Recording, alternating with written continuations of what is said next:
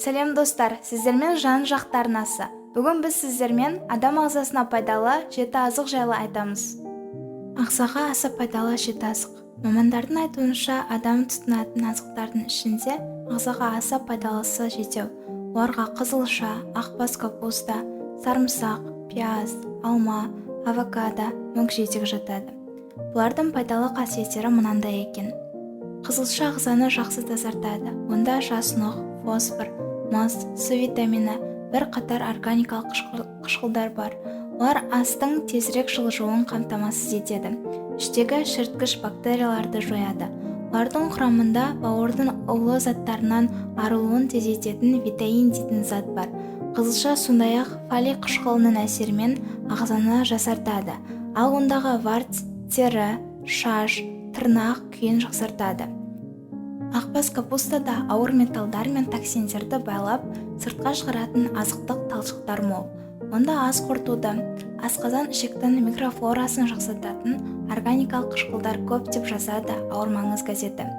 Өте сирек кездесетін қауіпті химиялық элементтерді ыдырататын, витамин түзілуіне атсалысатын, сондай-ақ жарақаттың жазылуына жол ашатын У витамині де ақбас капустада кездеседі. Сарымсақтың бір ғана тісінде 400-ден аса пайдалы заттар бар. Олар жаман холестеринді азайтады, тамырларды тазартады, көптеген қатерлі заттарды өлтіреді, ағзадан құрттарды шығарады. Пияздағы фенотиптер аз ғана уақытта көптеген зиянды бактериялар мен саңырауқұлақтарды өлтіре алады. Ол ас қорытуды, азықтық заттардың сіңірілуін тәбетті жақсартады. Оның құрамындағы күкірт ағзадағы зиянды заттарды сыртқа қуады.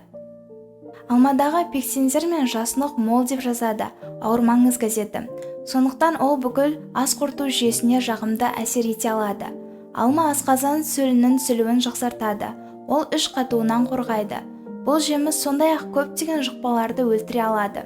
Авокадода глютатион деген зат бар. Ол 400-ге жуық түрлі канцерогендерді бейтараптандырады. Бауырға көмектеседі. Қандағы холестерин мөлшерін қалыпқа келтіреді. Ас қорытуды жақсартып, жасушаларды оттегімен қамтамасыз етеді. Мүкжидек несеп қабы мен несеп жолдарын зиянды бактериялардан арылтады. Мықты антибиотик. Ол обыр жасушаларының дамуын тоқтатады. Тамырда қақтыруын, тромб түзілуін болдырмайды.